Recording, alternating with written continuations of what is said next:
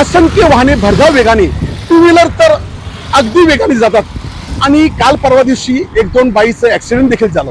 त्यामुळे इकडचे senior citizen मंडळी आहेत, ह्यांनी वारंवार सर्वांना सांगतात की हा ट्रॅक आम्हासाठी चालण्यासाठी आहे, इथून तुम्ही थोडे गाड्या स्लोली घ्या किंवा आता रस्ता झालेला आहे तिथून जा.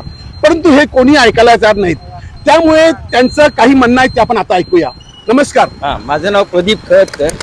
आम्ही या ट्रॅकवर नेहमी येत जातो, पण आता हे रस्ता उंचीकरण झाल्याने इकडे आमच्या ट्रॅकवर स्कूटर आणि हे स्कूटर रिक्षा सगळे येतात.